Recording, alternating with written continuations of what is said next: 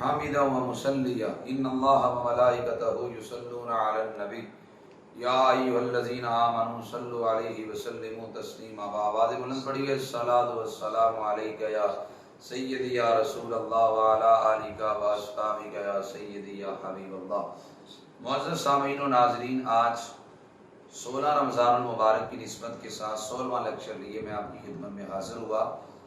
آج کی گفتگو کا موضوع ہے نکاح کے احکام. دعا کرتا ہوں کہ اللہ میری زبان پر کلمہ حق جاری فرمائے اور اللہ تعالی ہم کو قرآن و سنت کا فہم عطا فرمائے.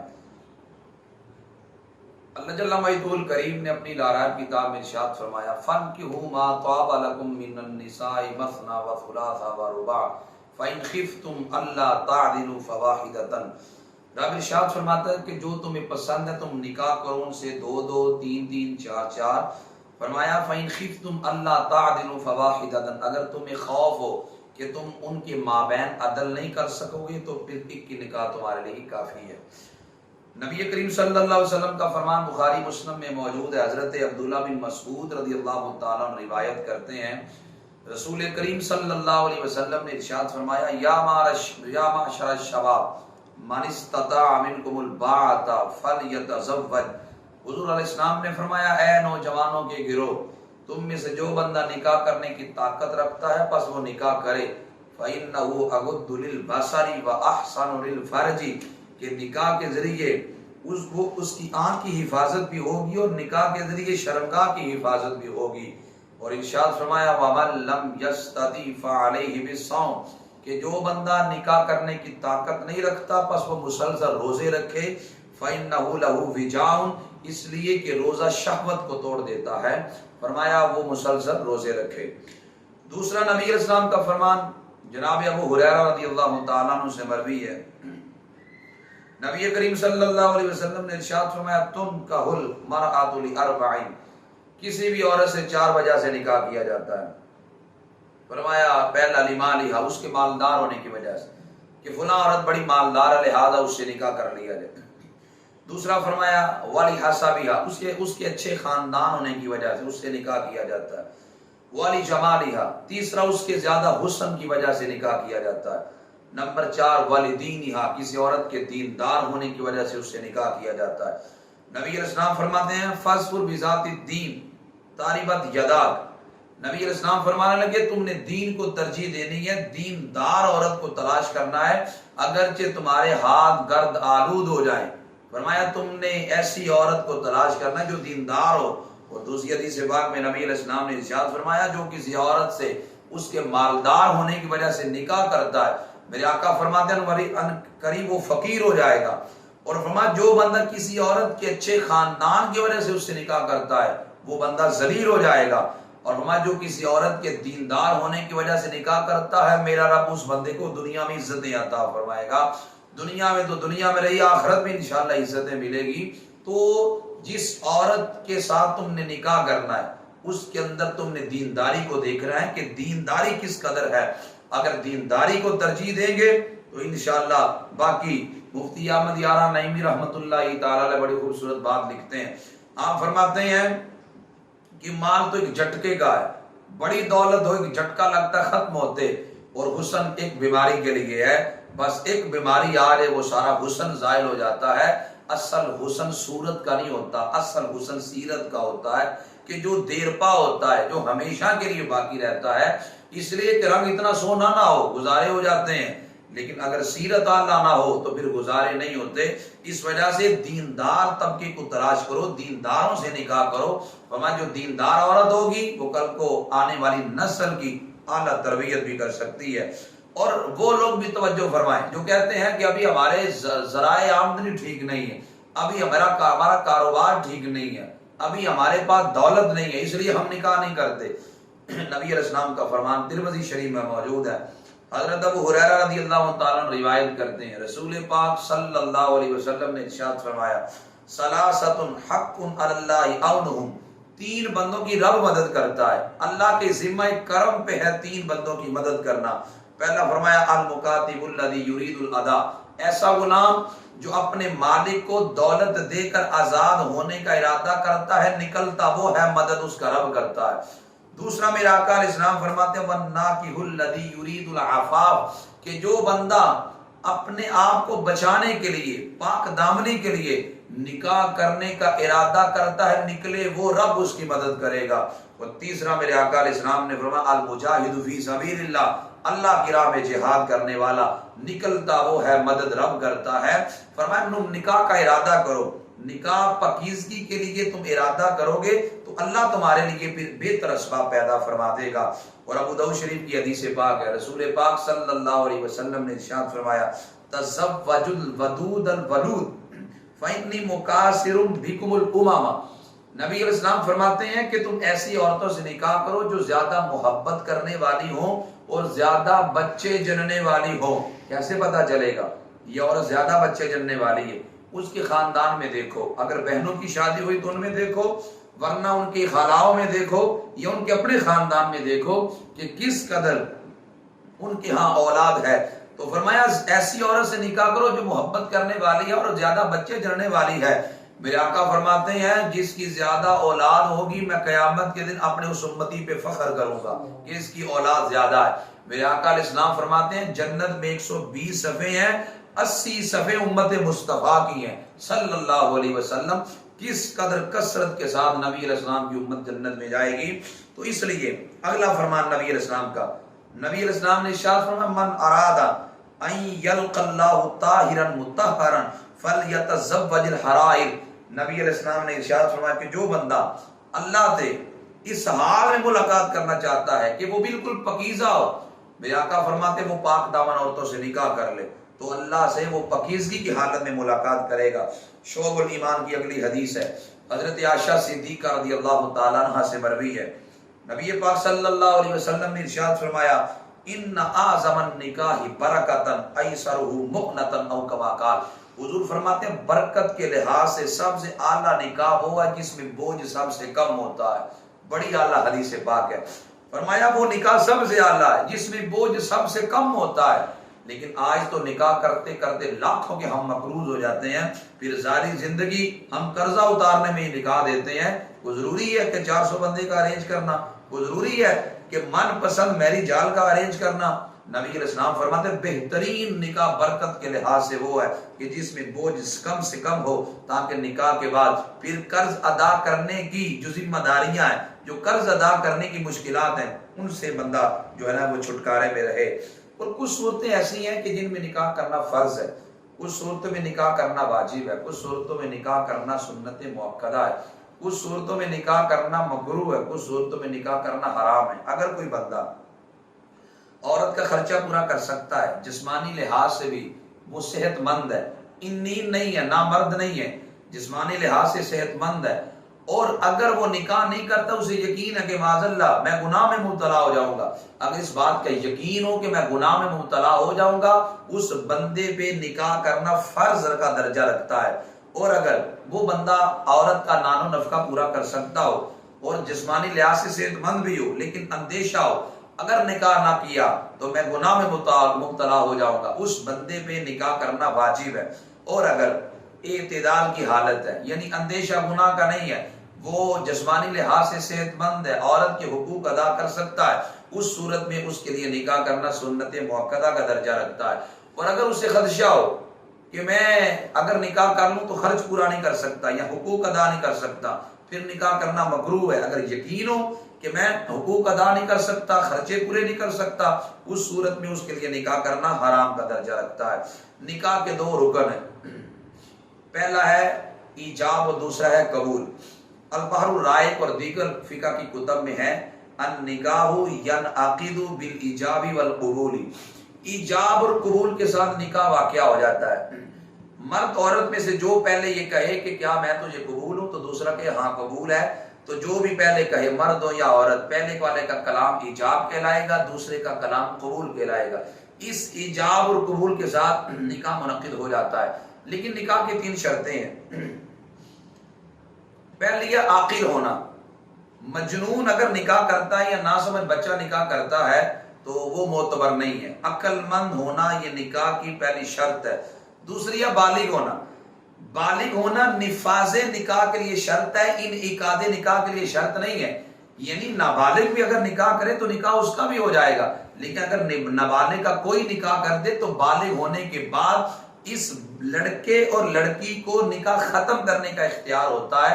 اس لیے فرمایا گیا کہ بالغ ہونا نکاح کے لیے شرط ہے، انعقاد نکاح کے لیے نہیں بلکہ نفاذ نکاح کے لیے شرط ہے۔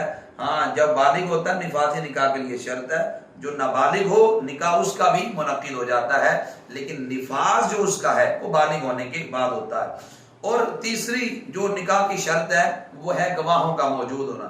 ہدایہ کی عبارت ہے وَلَا يَنْعَقِدُ نِكَاحُ الْمُسْلِمَيْنِ إِلَّا بِحُضُورِ شَاهِدَيْنِ حُرَّيْنِ عَاقِلَيْنِ بالغَيْنِ مسلمین رجلین او رجل امرأتین، کہ دو مسلمانوں کی موجودگی میں نکاح ہو جاتا ہے۔ وہ دو مسلمان جو گواہ ہیں وہ عاقل ہوں، وہ بالغ ہوں، وہ آزاد ہوں، وہ دونوں مسلمان ہوں، وہ دونوں مرد ہوں، ایک مرد ہے تو پھر دو عورتیں ہوں، ان کی موجودگی میں نکاح منعقد ہو جاتا ہے۔ نکاح میں کون سے کام مستحب ہیں؟ پہلا ہے جی اعلانیہ نکاح کرنا، یہ مستحب ہے، چھپ کے نکاح نہ کیا جائے، لوگوں کو بتلا کے اعلانیہ نکاح کیا جائے، یہ مستحب ہے۔ دوسرا نکاح سے پہلے خطبہ پڑھا جائے، یہ مستحب ہے۔ نمبر 3 نکاح مسجد میں کیا جائے، مستحب ہے۔ آج کل ہمارے معاشرے میں جو ہے میرے جال کا رواج پڑ گیا، مسجدوں میں اپنے نکاح کو کریں، یہ مستحب ہے اور برکت ہے نکاح مسجد میں کرنا۔ تو چوتھی بات یہ ہے جمعہ کے دن نکاح کرنا، جمعہ والے دن جمعۃ المبارک کے بعد نکاح کیا جائے، یہ مستحب ہے۔ نمبر 5 جو نکاح میں گواہ بنے وہ عادل ہو، نیک ہو، متقی ہو، یہ مستحب ہے۔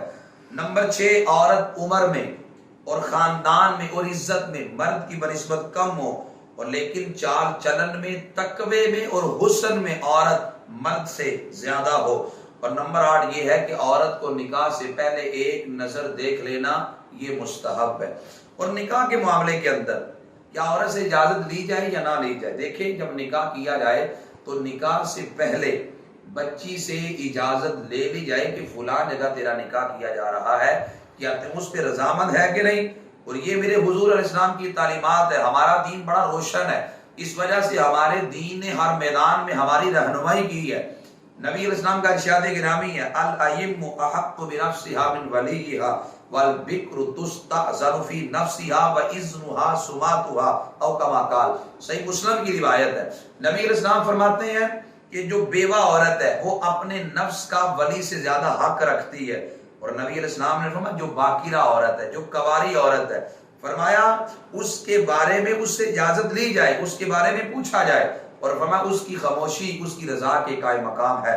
اور دوسری حدیث پاک مسند احمد کی ہے، حضرت عبداللہ بن عباس رضی اللہ تعالی عنہما فرماتے ہیں کہ ان جاریۃ البکر، ایک باکرہ لڑکی، اتت النبی صلی اللہ علیہ وسلم، حضور علیہ السلام کی بارگاہ میں حاضر ہوئی، اور اس نے آ کر کہا کہ ان اباہا زوجہا وہی کارہا، کہ اس کے باپ نے زبردستی اس کا نکاح کسی جگہ پہ کر دیا۔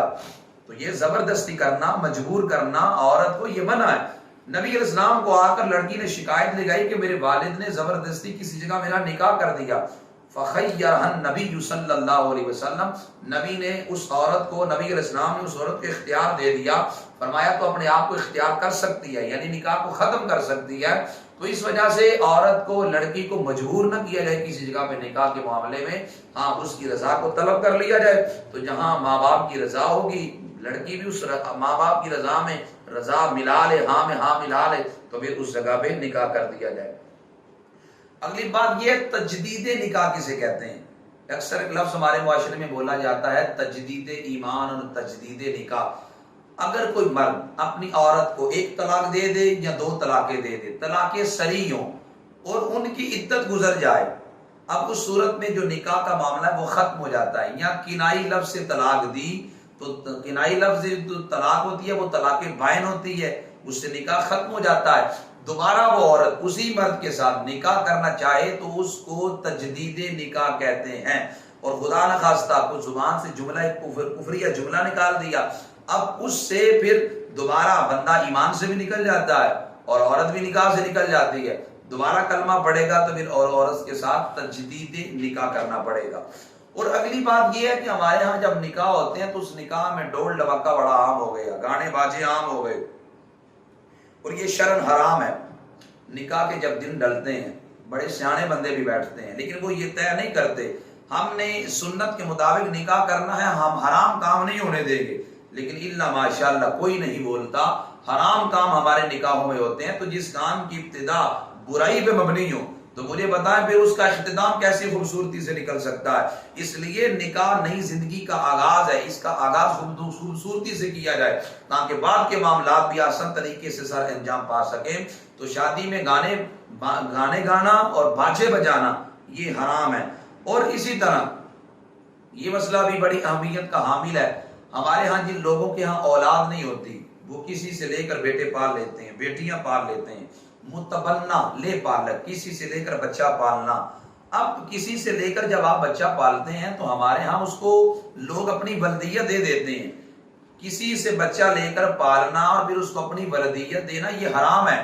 اللہ قرآن میں کہتا ہے ادعوہم لآبائہم کہ ان بچوں کو ان کے حقیقی باپ کے ناموں سے پکارو۔ تو کوئی بندہ اپنی ولدیت کسی بچے یا بچی کو نہیں دے سکتا۔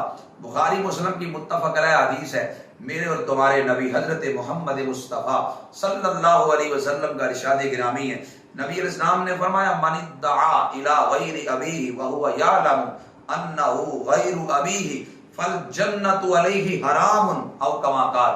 حضور فرماتے جو اپنا نسب باپ کے علاوہ کسی اور جانب منسوب کرے، میرے آقا علیہ السلام فرماتے اس بندے پہ اللہ جنت کو حرام کر دیتا ہے۔ اس لیے جان بوجھ کر اپنا نسب باپ کے علاوہ کسی اور جانب منسوب کرنا یہ حرام ہے۔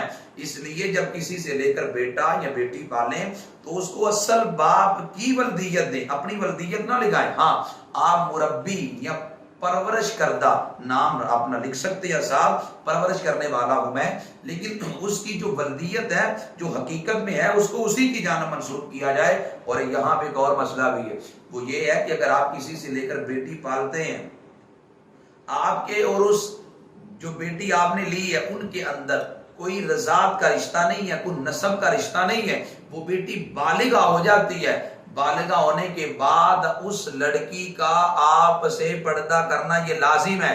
اور اسی طرح اگر آپ بچہ لے کر کسی سے پالتے ہیں اور وہ بچہ جو لے کر پالا ہے رضاعت کا اندر کوئی رشتہ نہیں، کوئی نسب کا رشتہ نہیں، وہ بچہ بالغ ہو جاتا ہے تو آپ کی بیوی سے اس کا شرعی پردہ بنتا ہے۔ اس وجہ سے ان معاملات کو غور و فکر کرنا چاہیے۔ تو اس وجہ سے لے پالک کسی سے لے کر جب بچہ پالیں تو اس کو اپنی ولدیت نہ دی جائے، اصل باپ کی جانب اس کو منسوب کیا جائے۔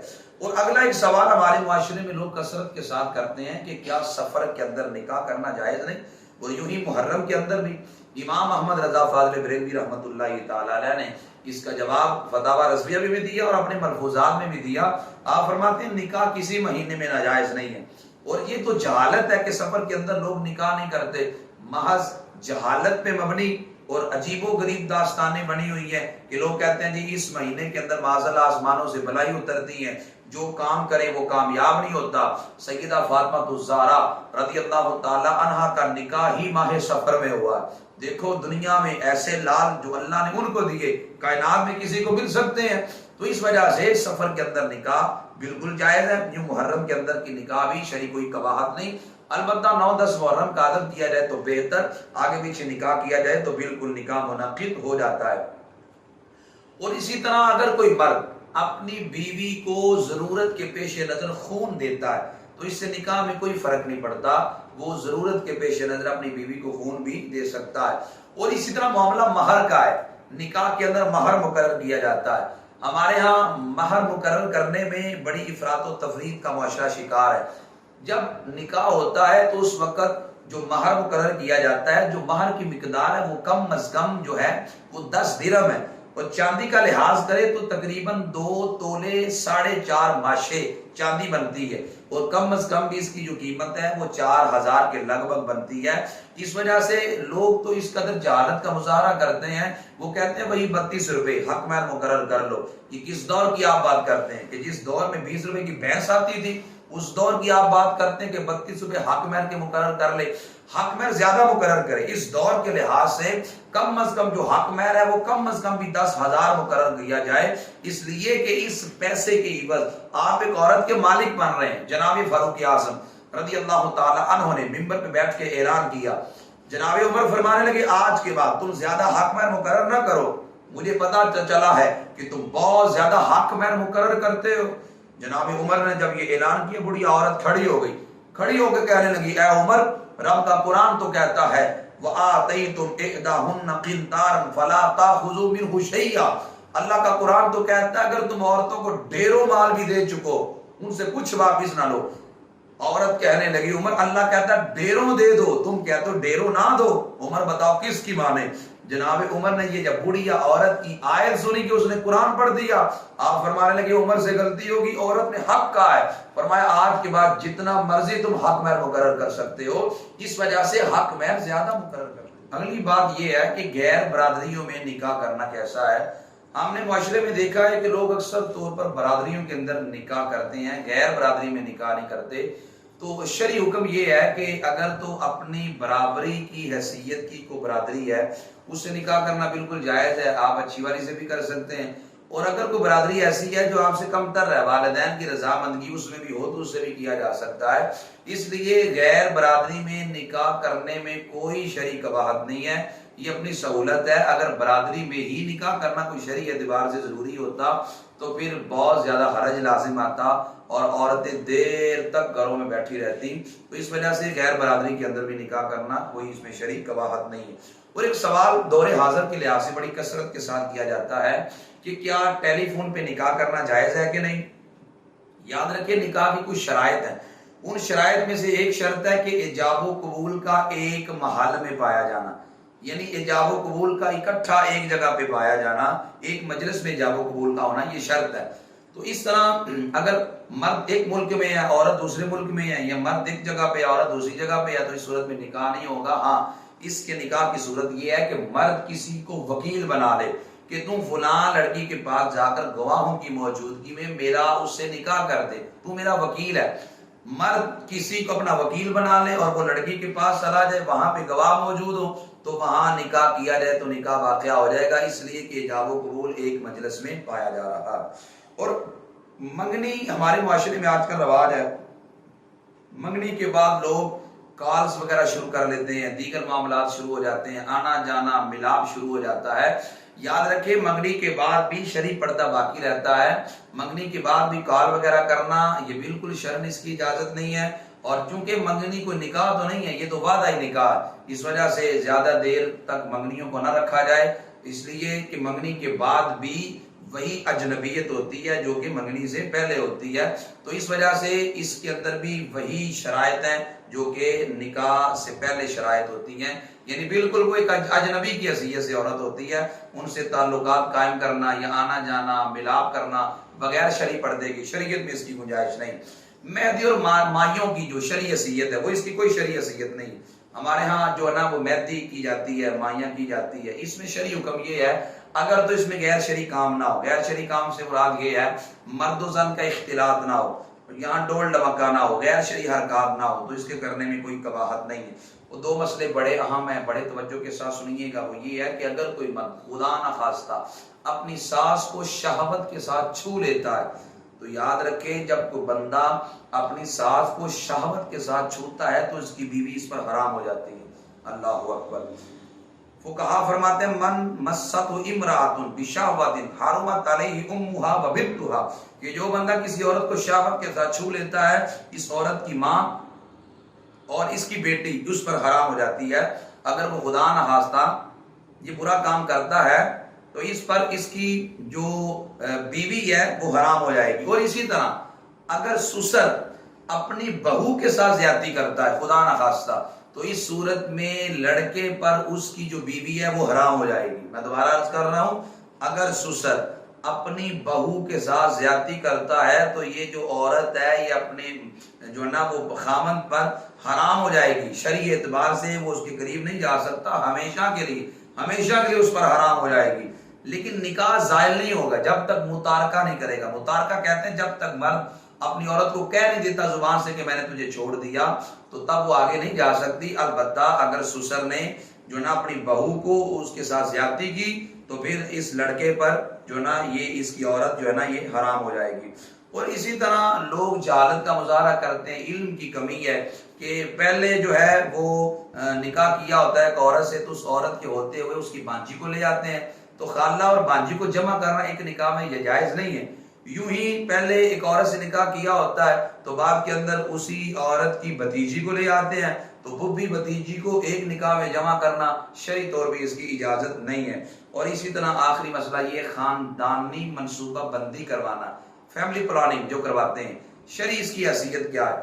شرعی حیثیت اس کی یہ ہے کہ میڈیکلی رپورٹ سے یہ ظاہر ہو جائے کہ کثرت تولد کی وجہ سے، یعنی مزید بچہ اگر پیدا ہوگا تو عورت کی جان کو خطرہ ہے، اس صورت میں منصوبہ بندی کروائی جا سکتی ہے۔ اور یوں ہی اگر خدشہ ہو، ڈاکٹر کہہ دیں کہ بچے کے جان کو خدشہ ہے، اس صورت میں بھی منصوبہ بندی کروائی جا سکتی ہے۔